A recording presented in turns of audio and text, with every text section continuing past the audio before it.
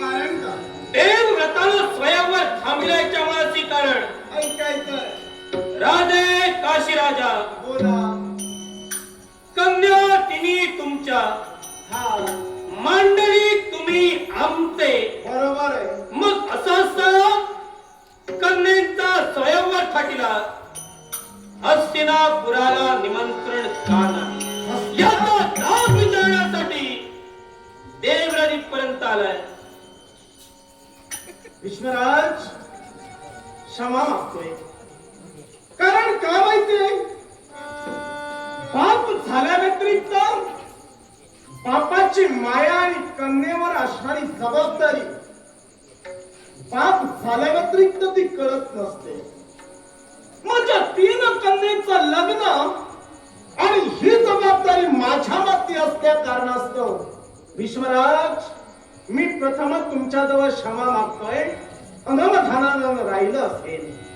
पाप झाल्याशिवाय बापाची व्यथा कळत नाही. विसरू नकोस तुझ्या बापापासून मी आहे. तेव्हा अनावधानं निमंत्रण द्यायचं राहिलं. राजे काशीराजा बाजू मांडतायत की बाजू मारतायत? बाजू मारायची जर का असती तर मी प्रथम तुमच्या समोर नतमस्तक झालोच नसतो. आज तुम्हाला सत्य परिस्थिती सांगण्यासाठी मी तत्पर होतो. ही सत्य परिस्थिती तुम्हाला जर का बाजू मांडण्यासारखी वाटत नसेल, बाजू मारण्यासारखी जर का वाटते तर या दोष माझा. काशीराजा मी बोलतोय मुळाची कारण आहे. देवीच्या नजरेला स्वयंवर मंडपाच्या ठिकाणी मी पाहतोय देशोदेशीचे राजकर्ते उपस्थित आहे. नृपती भूपती आहे. मग सांगा 100 99 जणांना निमंत्रण दिलं आणि एकच जर का राहिला तर तो अनावधान की काही कारणास्तव? आता खरं सांगावं तर आता तुम्हाला कारण मी तुम्हाला सांगतो. माझ्या 3 कन्यांपैकी एकही कन्या तुमच्या राज्यात मला द्यायची नाही. म्हणूनच मी म्हणालो बाजू मांडा मारू नका. बाजू मांडण्याचा स्वभाव आपण स्वागत केलं. सामोपचारानं मी तुमच्या समोर बोलतोय. याचा अर्थ असा समजू नका मांडलिक आहे म्हणून सम्राटासमोर खचून जाईल. याचा अर्थ असा होत नाहीये या गोष्टीचा विसर तुम्हाला पडला काय. पण धन्यवाद तुम्हाला ते ज्ञात आहे. ज्ञात आहे. तुम्ही आमचे मांडलिक आहात. आम्ही तुमचे सम्राट आहोत. मग राजे बोला. राजशिष्टाई तुम्हाला कळते. बरोबर. राजधर्म तुम्हाला कळतो. योग्य. राजनीती तुम्हाला कळते. मग राजशिष्टाई राजधर्म आणि राजनीती या तिन्ही गोष्टी जर का तुम्हाला कळत असतील तर एका मांडलिकानं एका सम्राटाला निमंत्रण देत असताना स्वतः त्या सम्राटापर्यंत जावं. श्रीफळ घेऊन त्या सम्राटाला अगदी मान सन्मानानं निमंत्रण द्यावं आणि राज्यात स्वतःच्या आल्यानंतर अगदी योग्य तो पाहुणचार त्याचा करावा.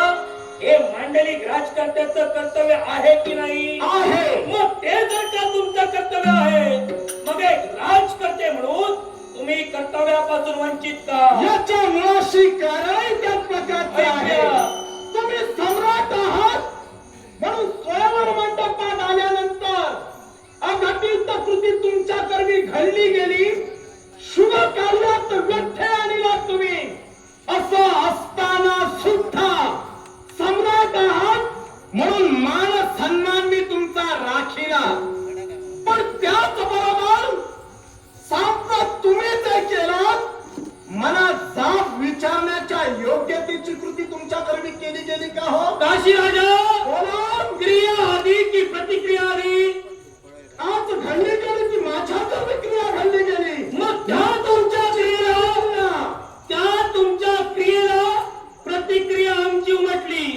जर का तुम्ही निमंत्रण हस्तिनापुराला दिलं असता तर आम्ही योग्य रीतीनं या स्वयंवरात हजर राहिलो असतो म्हणजे आमचा युवराज हजर राहिला असता, पण क्रिया तुमची चुकली, प्रतिक्रिया आमची तशी उमटली.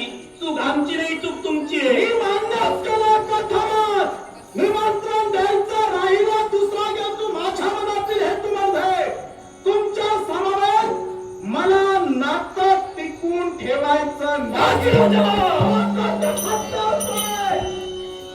आमच्या समवेत नातं टिकवायचं नाही. आतापर्यंत सम्राटासमोर मी बोट दाखविला नव्हता, पण दाखवण्याची वेळ या क्षणाला तुम्ही आलेला लक्षात मी ठेवा. कोण आहे याची जाणीव ठेवून शब्द बाहेर पडतो. आतापर्यंत चांगला मान सन्मान तुमचा, पण सापडाचे आलात ते माझ्या कन्यांच्या जीवनात विघ्न म्हणून तुम्ही आलात. नातं तुम्हाला आमच्याशी जोडायचं नाही.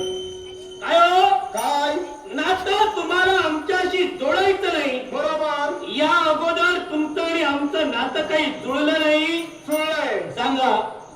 याच्या पूर्वी काशी नगरीतील कैक कन्या हस्तिनापुरात आम्ही देण्यासाठी तत्पर झालो. काही लोक हा तुमच्याच काशी क्षेत्रातील एक कन्या राजे भरत यांना देण्यात आली. बरोबर म्हणजे नात्यानं हस्तिनापुरे काशी क्षेत्रात दामाद झालं.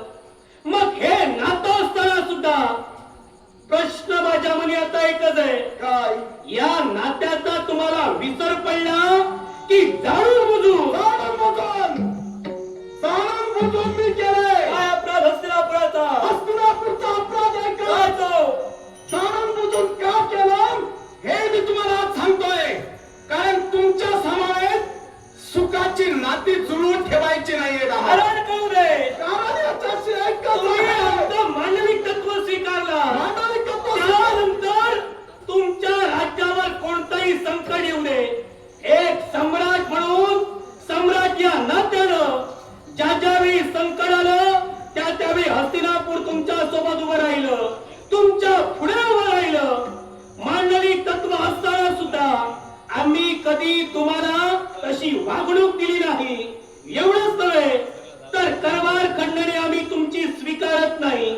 मग असं असताना आम्ही असा काय अपराध केला जेणेकरून तुम्हाला नातेसंबंध तोडायचे? अपराध काय केला हे मी तुम्हाला सांगतोय.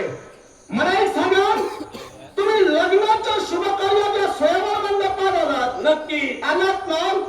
कुठल्या हेतून आलात तुम्ही? एकच, हस्तिनापुराचा झालेला अपमान, हस्तिनापुराच्या राजगादीचा अपमान आणि या राजगादीचा झालेला अपमान या अन्यायाला वाचा फोडण्यासाठी आलो. स्वयंवर मंडपात हस्तिनापूरचा युवराज उपस्थित नाही. याच्या मुळाशी कारण काय असाल तर आमच्याकडे तुम्हाला निमंत्रण गेलं नाही. बरोबर ना? नक्की. मग निमंत्रण जर का केलं नाही मग या स्वयंवर मंडपात तुम्ही उपस्थित कसे? मी हस्तिनापुराचा जाचक आहे. मग मी लग्न हस्तिनापुराचा सेवक आहे. लग्न कोण करणार? नक्कीच मी चाललोय. तुम्ही लग्न करणार? मी लग्न करण्यासाठी आलो नाही. मी प्रथमच म्हणालो, मी जाब विचारण्यासाठी आलो. जाब? आता या जाबाला योग्य असं उत्तर तुमचं मिळालं नसेल तर पुढे काय करायचं याचा विचार मी पण करेन. तुम्ही तेवढं लक्षात ठेवा, उत्तर तुम्हाला प्रथमच तुम्ही दिलं. तुमच्या समाजात मला नातेसंबंध आता पुढे टिकवायचे नाहीये. मान्य मला. म्हणूनच ही कृती मी या क्षणाला घडविली. मान्य मला, तुम्हाला आमच्यासोबत नातेसंबंध टिकवायचे नाही, पण ते काय टिकवायचे नाही याचं जर का ठोस कारण तुम्ही देत नसाल तर कोणाचं कोण? सांगा. हे काय तुम्हाला कारण आहे? बोला. तुमच्या राजसिंहासनावर विराजित कोण आहे? आमच्या राजसिंहासनावर विचित्र विराजमान आहे. तो माझ्या कन्येचा नवरा बनण्यास योग्य आहे. काय? काय पुरावा, काय अधिकार, कोणतं दृश्य, कोणता प्रसंग, ऐका, बोला. कोणता प्रसंग, कोणती कथा सांगा. विचित्र वीर्य तुमच्या कन्येच्या पती होण्याच्या योग्यतेचा नाही याला काय पुरावा आहे? एकच कारण आहे. सांगा. कारण आतापर्यंत राजगादीवर विराजित झाले फक्त पराक्रम गाजविलात ते तुम्ही गाजविलात.